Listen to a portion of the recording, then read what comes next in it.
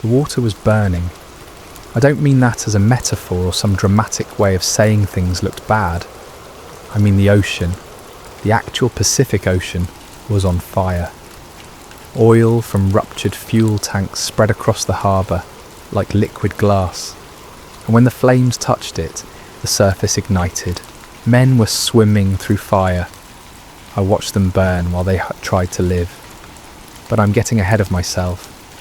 Let me take you back to before the fire, before the screaming, before the morning that split history in two. Part 1. An ordinary morning.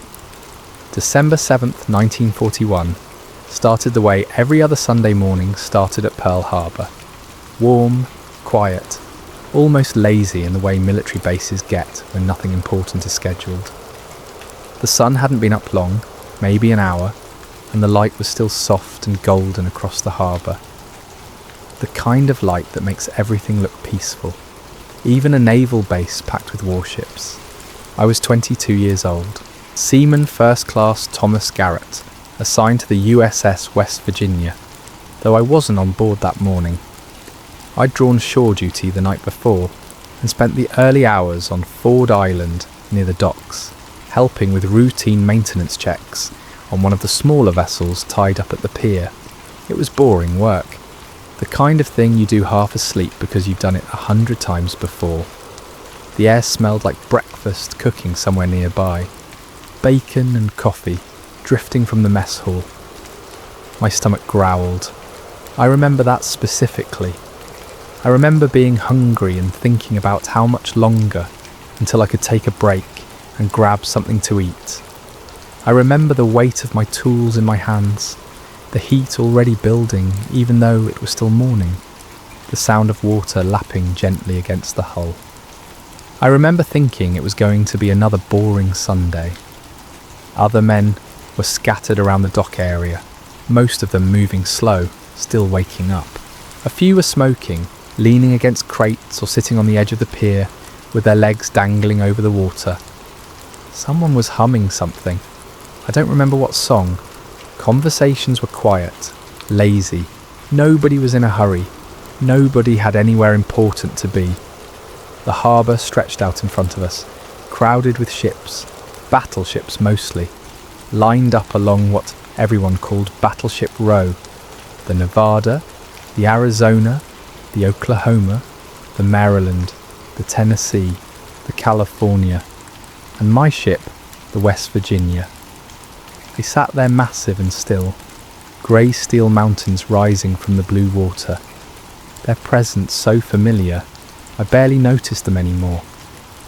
They were just part of the scenery, part of the everyday landscape of military life. I'd been stationed at Pearl Harbor for 8 months by then, long enough that the initial awe of seeing those warships up close had worn off, long enough that I'd stopped thinking of them as symbols of American power and started thinking of them as my workplace, just big metal things I climbed around on, maintained, scrubbed, and occasionally cursed when something broke.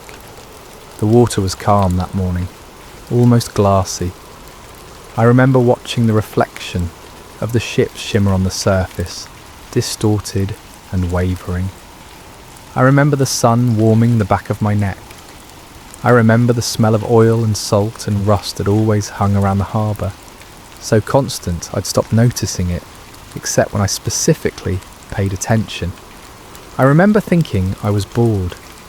That's what I was thinking when the first sound reached us. Part 2. The first sound. It started as a distant hum. Engines, I thought. Aircraft engines, which wasn't unusual. We had planes flying training runs all the time, and there was an airfield right there on Ford Island.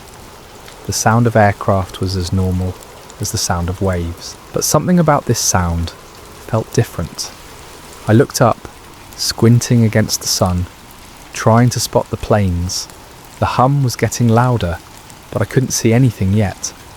One of the other men, I think it was Henderson, though I'm not certain, made a comment about somebody getting an early start on drills. We didn't have any exercises scheduled for Sunday morning, but mix-ups happened. Maybe someone forgot to update the schedule. Maybe it was a surprise inspection. The sound grew sharper. Then I saw them. Small dots against the blue sky, still distant but approaching fast.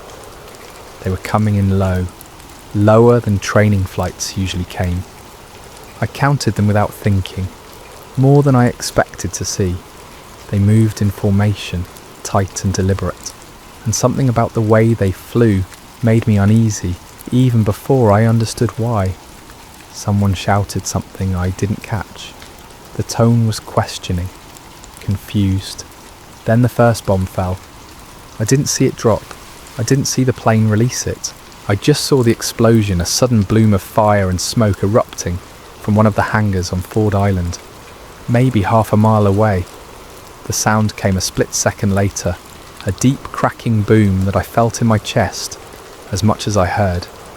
We all froze. Every man on that dock stopped moving and stared at the rising smoke. Nobody said anything for what felt like a long time, but was probably only seconds. My brain was trying to process what I'd just seen, trying to fit it into a framework that made sense. An accident. Had to be an accident. Some kind of training exercise gone wrong. Someone dropped ordnance by mistake. It happened. Rare, but it happened. Then the second explosion hit. This one was closer, much closer. One of the ships on Battleship Row erupted in a geyser of water and fire, and the concussion wave rolled across the harbour hard enough that I felt the dock shudder beneath my feet. That's when the screaming started. Not from us, not yet. From somewhere else. From the ships. From other parts of the island. Human voices raised in panic and pain, distant but unmistakable. And the planes kept coming. I saw them clearly now. They were close enough that I could make out details. Close enough that I could see the markings on their wings. They weren't American planes. I didn't recognise the symbols immediately. My brain couldn't process what I was seeing. Those weren't our insignias. Those weren't our colours.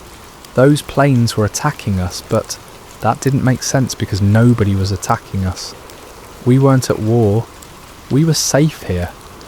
We were on American territory, thousands of miles from any active combat zone. Someone nearby said something that sounded like a question, but I couldn't make out the words over the growing noise of engines and explosions. Another bomb fell, then another, and then someone, I don't know who, shouted the words that made it real. "Japanese! They're Japanese!" The world tilted. Everything I thought I knew about that morning, about that day, about my safety and my future, collapsed in the space between one breath and the next. This wasn't an accident. This wasn't a drill. This was an attack. An actual, deliberate, coordinated attack on American soil. We were at war, and we were standing in the middle of the target. Part 3. The sky falls apart. The next few minutes unfolded in fragments, disconnected pieces that my memory can't quite string together into a coherent sequence. Everything happened too fast, too loud, too impossible. The sky filled with planes. They came in waves, screaming over the harbour in formation, dropping bombs with terrifying precision. Each impact sent up massive columns of water or fire or both. The sound was constant and overwhelming. Engines roaring, explosions cracking, metal shrieking as it tore apart. And beneath it all, the screaming. Always the screaming. Battleship Row disappeared behind thick black smoke. One after another, the ships erupted. I saw the Oklahoma take multiple hits and start to list, rolling slowly onto its side, like a dying whale. Men were jumping off the deck, tiny figures silhouetted against the flames, falling into water that was already slick with oil. The Tennessee was burning. The California was burning. The West Virginia, my ship, took a torpedo hit that I felt through the soles of my feet, even though I was hundreds of yards away on the island. The explosion was massive, and I watched the ship shudder and begin to settle lower in the water. Smoke was everywhere now, thick and black, rolling across the harbour in choking waves. It blocked out the sun. The bright morning light turned grey, and then almost dark, and the air became difficult to breathe. Each breath tasted like oil and chemicals, and something else I couldn't identify, but that made my stomach turn. The planes kept coming. They swooped low, strafing the docks and the ships and anything that moved.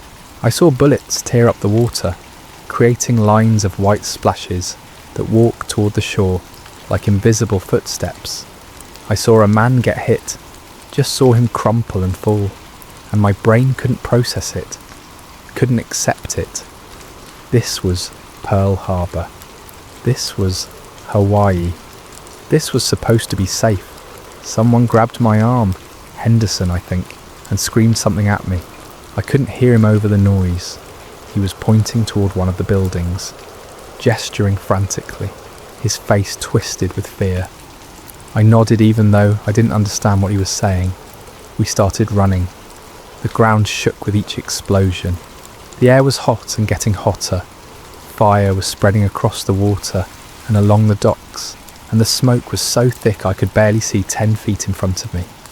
Men were running in every direction, some toward the ships, some away from them, most just running because staying still felt like dying. I tripped over something and went down hard, skinning my hands on the concrete. When I looked back to see what had caught my foot, I saw it was a piece of metal, twisted and blackened, shrapnel from one of the explosions. It was still hot enough that I could feel the heat radiating off it. Another explosion, close enough that the pressure wave knocked me sideways. My ears went numb, replaced by a high-pitched ringing that drowned out everything else. I could see men shouting, see their mouths moving, but I couldn't hear them. The world became silent, except for that ringing and the muffled thud of my own heartbeat. I pushed myself up, kept moving, didn't know where I was going, didn't matter, just had to move, had to get away from the water, away from the ships, away from the planes that kept circling overhead like metal vultures. But there was nowhere to go. The harbour was a trap. Ford Island was small, surrounded by water, and the water was full of fire and oil and sinking ships. The planes controlled the sky. They could hit anything they wanted. We were targets, all of us, and there was nothing we could do about it. I made it to the cover of a building, I don't remember which one, and pressed myself against the wall, trying to catch my breath. My hands were shaking. My whole body was shaking. The ringing in my ears was starting to fade, replaced gradually by the return of sound.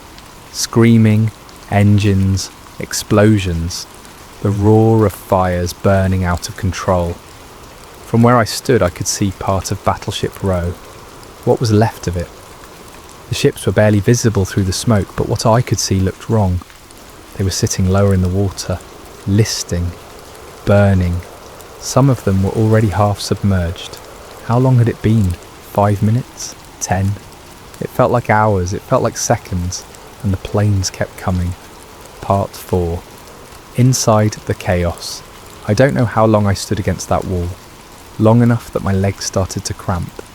Long enough that the initial shock began to wear off, and something else took its place. Not bravery, not courage, just a numb sort of awareness that standing still wasn't going to save me. The air was thick with smoke and heat. Each breath burned my lungs. My eyes watered constantly from the chemical stink. Oil had gotten on my clothes somehow, dark smears across my uniform, and the smell was overwhelming and nauseating. Men ran past me in both directions. Some were wounded, limping or clutching injuries I couldn't see clearly through the smoke. Some were carrying others. Some were alone and moving with the vacant, shocked expression of people who had stopped processing what was happening around them. I saw a kid, couldn't have been more than 18, stumble past me with both hands pressed to his ears. His face was bleeding from a cut across his forehead, and he was crying. Not sobbing, just tears running down his face, while he walked like he didn't know where he was going. I reached out toward him thinking I should help, but he was past me before I could move, disappearing into the smoke. Orders were being shouted, but they were contradictory and confused. Someone yelled to get to the ships. Someone else yelled to get away from the ships. Someone screamed about fires. Someone else screamed about the wounded. The chain of command had fractured under the weight of the chaos, and everyone was making decisions on their own, doing what seemed right in the moment without knowing if it would help or hurt. I started moving again, away from the wall, threading through the chaos toward I don't know what. There was nowhere safe to go, but staying in one place felt like waiting to die. A plane screamed overhead, so low I could see details on the fuselage. Machine gun fire raked across the ground behind me, throwing up chips of concrete and sparks. I dove behind a truck, just as the line of bullets walked past where I'd been standing. They punched holes in the truck's metal side, leaving ragged tears that let sunlight through. The heat was incredible, not just from the fires, from everything. The sun was still beating down, the air temperature was climbing, and the smoke trapped it all close to the ground, like a blanket. Sweat poured down my face, mixing with soot and oil. My uniform was soaked through. Another massive explosion, bigger than the others. I felt it in my bones, felt the ground jump beneath me. I looked up in time to see a fireball rising from one of the battleships, climbing hundreds of feet into the air. The smoke cloud that followed was black and dense, and seemed to spread across half the sky. Something inside me broke at that moment, some last piece of denial or hope or belief that this would be okay. Men were on that ship, dozens of them, maybe hundreds, and they were gone now, just gone. Erased in an instant by fire and force. I realised I was crying, not from fear, I was too numb for fear by then, but from the weight of it, the impossible, crushing weight of watching everything fall apart. Part 5. Trapped. I don't remember making the decision to head toward the water. I just found myself there, at the edge of one of the smaller docks, staring at the chaos on the harbour. The USS West Virginia was sinking. My ship. The place I'd lived and worked for 8 months. It was tilted at an angle, sitting lower on one side than the other, fires burning along its length. Men were still on board, still fighting the fires, still trying to save it, even though it was clear the ship was lost. I thought about the men I knew on board, my bunkmates, the guys I ate with, worked with, complained about the food with. Were they alive? Were they trapped below deck as the ship filled with water? Were they burning? I couldn't think about it, couldn't process it.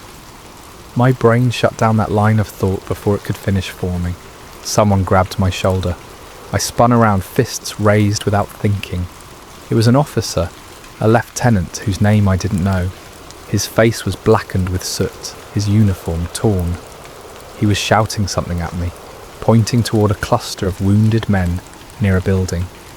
I nodded, followed him, helped drag injured sailors away from the exposed dock area to the relative shelter of a warehouse wall.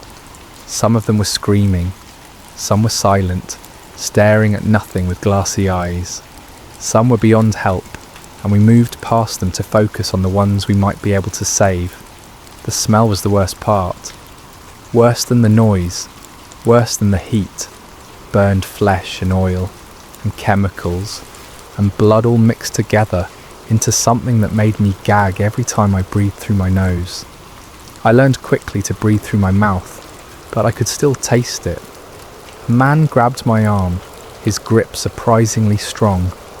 He was burned badly, his face blistered and raw. He said something I couldn't understand through his swollen lips. His eyes were desperate, pleading. I didn't know what he wanted. I didn't know what to do. I just held his hand and stayed with him until someone who knew first aid took over. The planes were starting to thin out.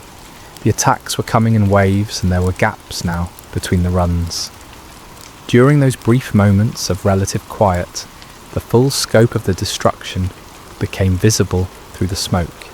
Nearly every ship on Battleship Row was damaged or sinking. Fires burned out of control across the harbour. Bodies floated in the oil-slicked water. The airfield was a cratered ruin. We'd been hit for maybe 30 minutes, maybe 45. It felt like a lifetime. And then I heard it. A sound that cut through everything else. A deep, groaning screech of metal under impossible stress. I looked up, tried to identify the source. It was coming from the harbour, from one of the ships, the USS Arizona. I watched it happen. I saw it with my own eyes, and I still can't quite believe what I saw. Part 6. Witnessing the unthinkable. The Arizona exploded, not the way the other ships had exploded, with fires and smoke and gradual destruction. This was different. This was total. A bomb. Someone later told me it had penetrated the deck and ignited the forward ammunition magazines, detonated with a force that was beyond comprehension. The ship simply came apart. A fireball erupted from the centre of the vessel, climbing into the sky like a mushroom cloud, orange and red and black, carrying debris and bodies and pieces of the ship itself hundreds of feet to the air. The sound came a fraction of a second later. Not a bang or a boom, but something deeper, more fundamental, a sound that you feel in your skeleton. The shockwave rolled across the water and slammed into the island with physical force. I was knocked off my feet. Everyone around me was knocked down. The air was punched from my lungs. For a moment, just a brief, terrible moment, there was silence. Total silence. The world held its breath. Then the pieces started falling. Metal and wood and things I couldn't identify rained down across the harbour, splashing into the water, thudding onto the docks and the island. Something heavy hit the roof of the building behind me with a crash that shook the structure. When I managed to get to my knees and look out at the harbour, the Arizona was gone. Not sinking. Gone. The centre of the ship had been obliterated. What remained were two sections, bow and stern, settling rapidly into the water. Flames covered everything. The smoke cloud rising from the wreckage was so massive it darkened the sky for a quarter mile. Over 1,000 men had been on that ship. Over 1,000 men. The number didn't feel real. I couldn't process it. My brain kept trying to visualise what 1,000 people looked like. Kept trying to imagine them all dying in the same instant, and couldn't. It was too big. Too absolute. Someone was screaming nearby. A long, continuous scream that didn't sound human anymore. Just a raw expression of horror and grief. I didn't turn to look. I couldn't take my eyes off the burning water, where the Arizona had been. Men were still in the water. I could see them, small figures struggling in the oil and flames, trying to swim toward shore, or toward the other ships, or just trying to stay afloat. Some of them were on fire. I watched one man beat at the flames on his arms, saw him go under and not come back up. The water itself was burning. Fire spread across the surface wherever oil had leaked from the ruptured ships. The harbour looked like a vision of hell. Smoke and fire and sinking metal and drowning men. I needed to help. Needed to do something. But I couldn't move. My body wouldn't respond. I just knelt there on the dock, hands pressed against the concrete, staring at the destruction and feeling something inside me break that I knew would never be fixed. Part 7. Escape. I don't know what made me finally move. Some instinct, some deep-buried survival reflex that kicked in when my conscious mind had shut down. I pushed myself to my feet, started walking, then running. The docks were chaos. Men were trying to launch small boats to rescue survivors from the water. Others were fighting fires with hoses that had lost pressure. Some were just standing, staring, their minds broken by what they'd witnessed. I found myself near a small utility boat tied to the pier. 2 other sailors were already there, trying to get the engine started. I jumped in without asking, started helping. The engine coughed, sputtered, caught. We cast off and headed into the harbour. The water was a nightmare.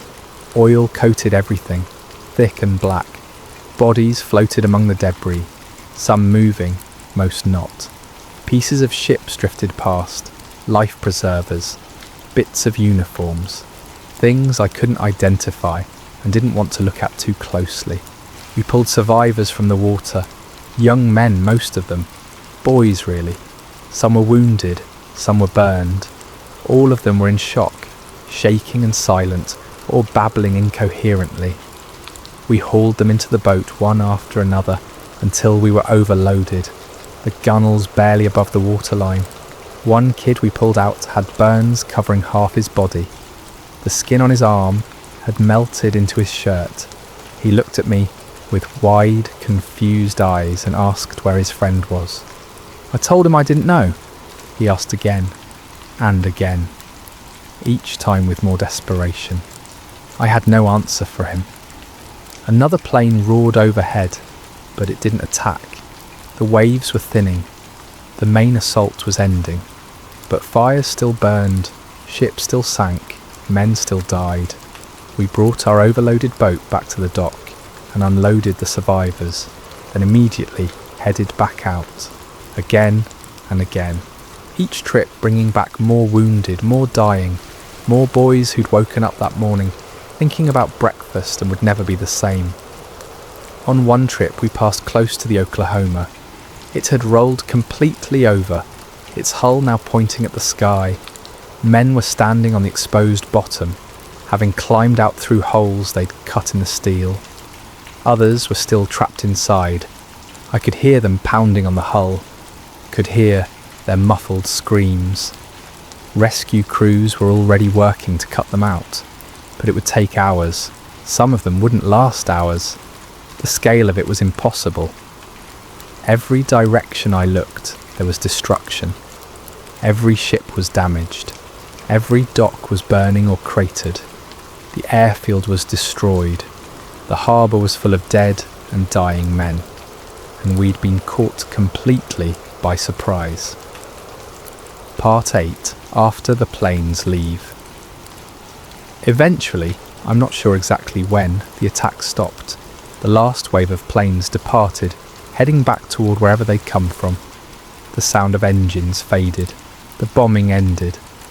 But the silence that followed wasn't peaceful.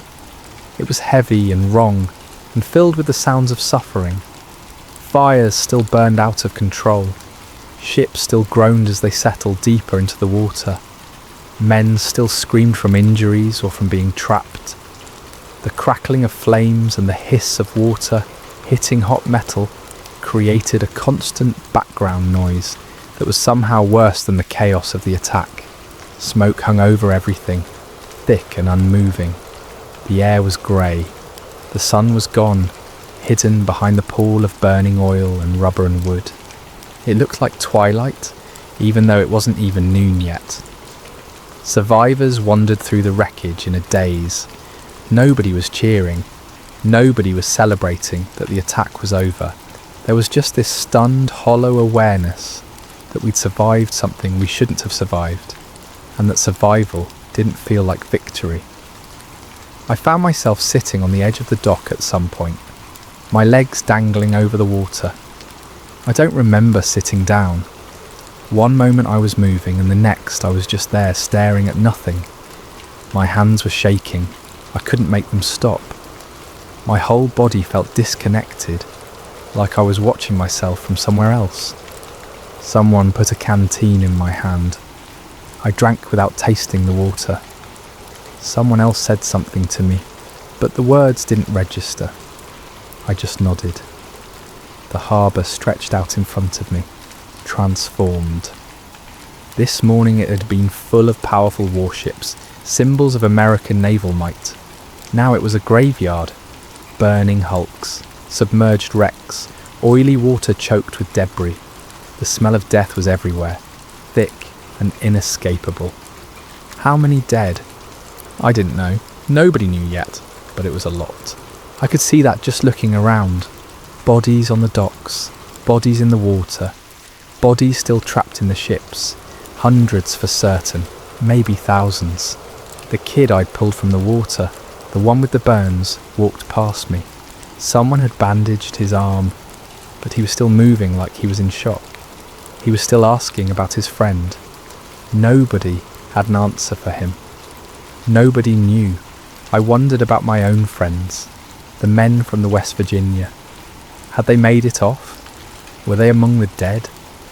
I had no way of knowing, no way to find out. Communication was shattered. Organisation had broken down. Everyone was just trying to deal with the immediate crisis, the fires, the wounded, the trapped. I should get up, I thought. Should help. Should do something, but I couldn't move. I just sat there, watching the harbour burn, watching men die, watching everything I thought was permanent and solid prove to be fragile and temporary. The date echoed in my head. December 7th, 1941. December 7th, 1941. I knew somehow with absolute certainty that this date would be remembered. That history had just changed course, that nothing would ever be the same. And I'd been here, right here, watching it happen, surviving it. I didn't feel lucky. I felt hollow. Part 9. The real horror settles in night came eventually, though the fires provided enough light that you could barely tell. The smoke thinned somewhat, but never cleared. The smell remained constant, oil and death and destruction. I worked through the night, we all did, pulling survivors from wrecks, fighting fires that seemed impossible to contain, carrying wounded to the hospitals that were already overflowing, covering bodies when we found them. The Oklahoma rescue continued through the darkness. Men inside the overturned hull, trapped in air pockets, had to wait while cutting crews worked to reach them. Some of them had been in there for more than 12 hours. Some of them wouldn't make it out alive. You could hear them sometimes, pounding on the metal, their taps growing weaker as time passed. I helped carry one kid out after they finally cut through. He was maybe 19. He had been trapped in total darkness, in a pocket of air that was slowly filling with water. When they pulled him out, he couldn't stand, couldn't speak, just shook and stared at nothing with eyes that had seen things I couldn't imagine. The West Virginia was still smouldering. I learned that many of my shipmates had made it off, but not all, not nearly all. Names I knew, faces I could picture. Gone, just gone. As the adrenaline wore off and exhaustion set in, the reality of what had happened started to sink in. Really sink in. We'd been attacked, on American soil, without warning, without declaration of war. The safety I'd felt, the security I'd taken for granted, living on this base in paradise, it had all been an illusion. The world had changed, America had changed. We were at war now. There was no avoiding it, no walking it back. Those planes had come from somewhere, and we'd be going there. This was just the beginning. I sat down again at some point in the early morning hours, after the fires had finally been brought under control, after most of the immediate rescue work was done. My uniform was ruined, torn, burned, covered in oil and soot and things I didn't want to identify. My hands were cut and blistered. My lungs hurt from breathing smoke. My ears still rang from the explosions. But I was alive. I didn't understand why. Why me and not the 1,000 men who died on the Arizona? Why me and not the men still trapped in the Oklahoma? Or the ones who'd burned in the fires, or the ones who'd drowned in oil-covered water? There was no answer. Survival had been random, pure chance. Being in the right place, making the right decisions, or sometimes just being lucky. It wasn't earned, it wasn't deserved, it just was. The sun started to rise, and for a moment I couldn't process what I was seeing. How could the sun rise? How could the world continue spinning after what had happened here? It felt wrong, almost offensive, that the day was breaking like any other day when everything had changed so completely. But it did rise. The light spread across the devastated harbour, illuminating the full scope of the destruction in harsh detail. Every scar, every wreck, every body.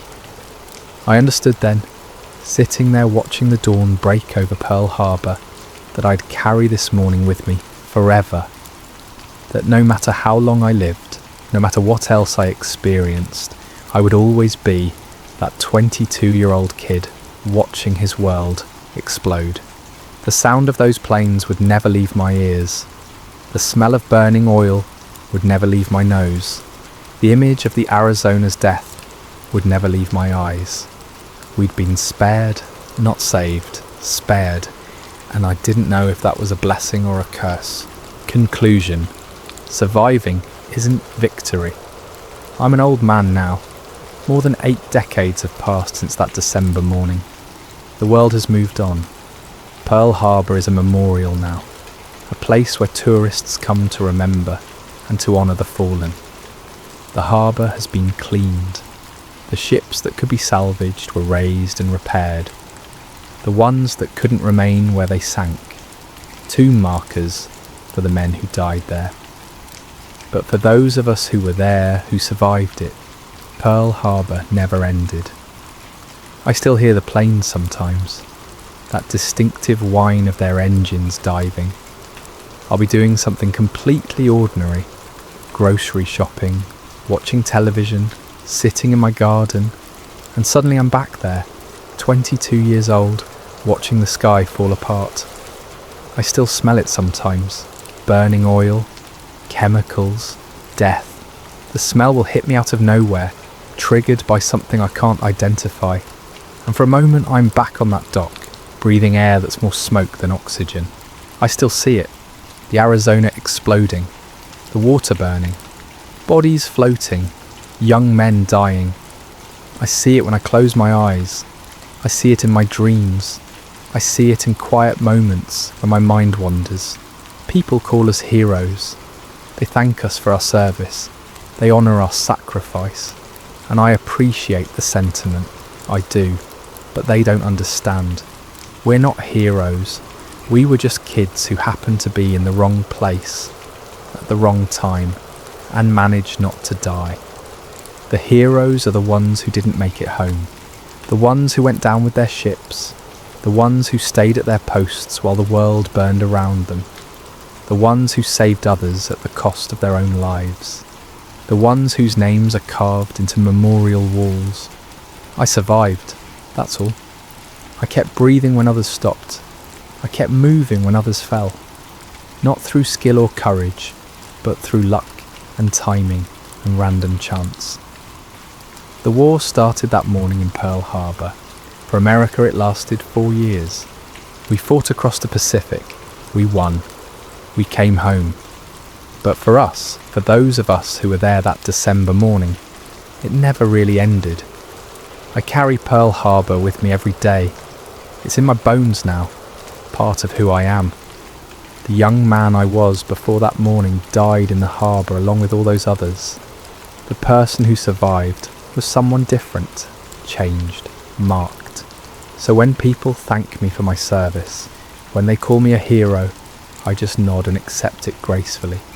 Because explaining would take too long. Because they wouldn't understand unless they'd been there. Because some experiences are too big, too terrible, too transformative to put into words. I survived Pearl Harbor. But in all the ways that matter, a part of me never left that harbour, never left that morning, never left that moment when history broke in half and everything changed forever. The war started then. For us, it's never truly stopped.